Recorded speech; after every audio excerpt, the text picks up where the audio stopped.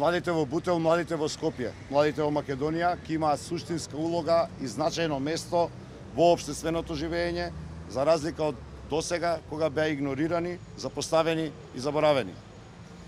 Вие помладите сте нашата иднина. За вас работиме, за вас создаваме, за во иднина да можеме на вас да се потпреме. Јас и мојот тим, како и градската администрација која што ќе ја водам, ќе бидеме отворени за младите, а одлуките ќе ги носиме во консултација со нив. За младинските политики и образованието и институциите на културата ќе формираме младински совет, составен од представници на младинските организации, учениците и студентите.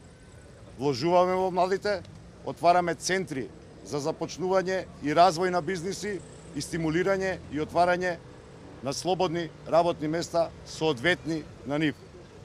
Поведуваме посебен фонд во градскиот буџет за поддршка на младите таленти во градот.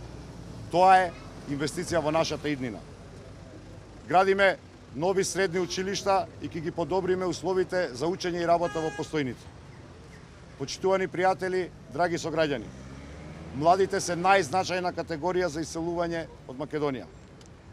И тие се најризичните и оние кои што досега се иселуваа. Токму заради тоа мораме да обезбедиме нови пристапи за нивно задржување и подобрување на квалитетот во нивниот живот.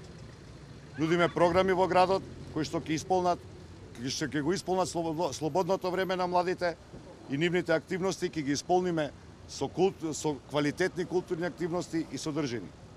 Ве повикувам на 15 октомври да ги поддржиме промените за локално ниво, за да создадеме услови за младите да останат тука во Бутел, во Скопје, во Македонија, затоа што без младина државата не ни ја бидува. Благодарам, поведете прашање. Ме интересира младите работа за просек 12.000 плати и тоа вработени преку партиски штабови. До кога? Целокупниот општествен и државен систем во Република Македонија беше воспоставен да партијата биде над државата и над граѓаните. Веќе во изминативе 4 месеци граѓаните на Македонија може да видат дека политиката може да работи сосема поинаку.